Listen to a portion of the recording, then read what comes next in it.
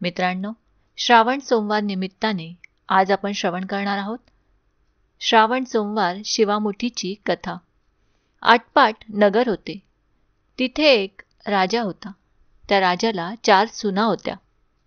3 आवडत्या होत्या, एक नावडती होती. आवडत्या सुनांना तो चांगल्या चांगल्या वस्तू आणून देत असे आणि नावडतीला जेवायला उष्ट खरकट, नेसायला जाडे भरडे, राहावयास गुरांचे घर आणि गुराख्याचे काम देत असे. पुढे श्रावण मास आला. पहिला सोमवार आला. त्या दिवशी त्या नावडतीची नागकन्येशी आणि देवकन्येशी भेट झाली. ते कुठे जात आहेत अशी विचारणा केल्यावर कळले की महादेवाच्या देवळात शिवामूठ व्हायला जात आहेत. नावडतीने विचारले, त्याने काय होतं? भक्ती होते आणि इच्छित कार्य सिद्धीस जातात. मूलबाळ होतं. नावडती माणसं आवडती होतात. वडीलधाऱ्यांचा आशीर्वाद मिळतो. यानंतर नागकन्या आणि देवकन्येने नावडतीला विचारलं, तू कोणाची कोण? नावडतीने सांगितले, राजाची सून. मी देखील तुमच्यासोबत येते. नावडती त्यांच्याबरोबर देवळात गेली. नागकन्या आणि देवकन्या वसा वसू लागल्या. नावडतीने विचारले, काय बोलताय?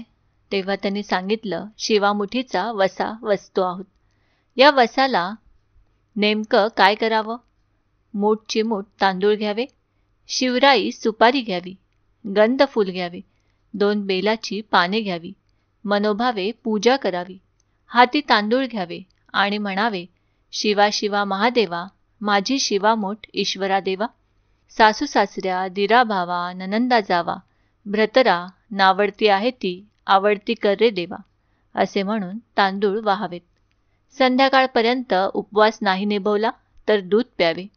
संध्याकाळी आंघोळ करावी, देवाला बेलपत्र वाहावे आणि मुकाट्याने जेवण करावे.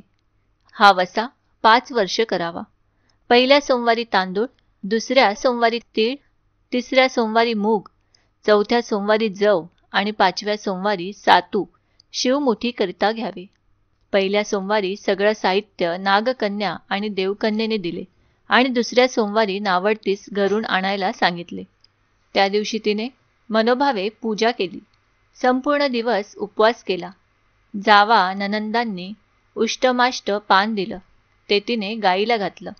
शंकराची आराधना केली आणि दूध पिऊन निजून राहिली. पुढे दुसरा सोमवार आला. नावडतीने घरातून सर्व सामान घेतले. पुढे नागकन्येबरोबर जाऊन मनोभावे पूजा केली आणि शिवा शिवा महादेवा, माझी शिवामूठ ईश्वरा देवा, सासू सासऱ्या, दिरा भावा, ननंदा जावा, नावडती आहे, आवडती कर रे देवा, असे म्हणून तीळ वाहिले. संपूर्ण दिवस उपवास केला. शंकराला बेल वाहिले. दूध पिऊन निजून राहिली. संध्याकाळी सासऱ्याने विचारलं, तुझा देव कुठे आहे? नावडतीने सांगितले, माझा देव लांब आहे. वाटा कठीण आहेत. काटे कुठे आहेत? साप वाघ आहेत. तेथे माझा देव आहे. पुढे तिसरा सोमवार आला. पूजेचे सामान घेतलं. देवाला जाऊ लागली. घरची माणसे मागे जाऊ लागली. नावडती तुझा देव दाखव म्हणू लागली. नावडतीला रोजचा सराव होता.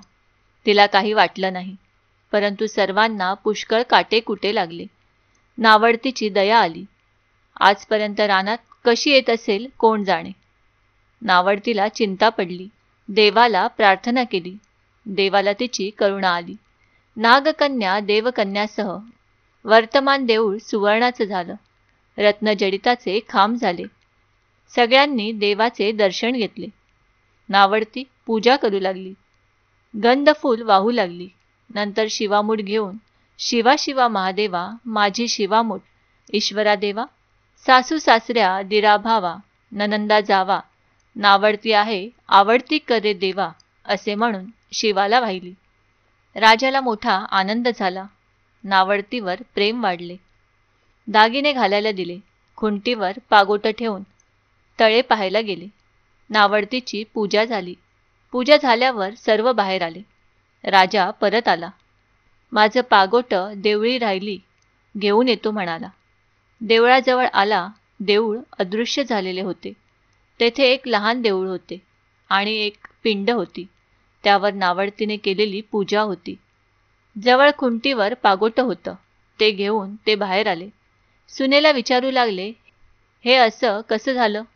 सुनेने सांगितलं, माझ्या गरिबाचा हाच देव. मी देवाला प्रार्थना केली, त्यामुळे त्याने तुम्हाला दर्शन दिले. सुनेमुळे देव भेटला म्हणून तिला पालखीत घालून घरी नेलं. नावडती होती ती आवडती झाली. जसा तिला शंकर प्रसन्न झाला, तसा तुम्हा आम्हा सर्वांना हो. ही 60 उत्तराची कहाणी 5 उत्तरी सुफळ संपूर्ण.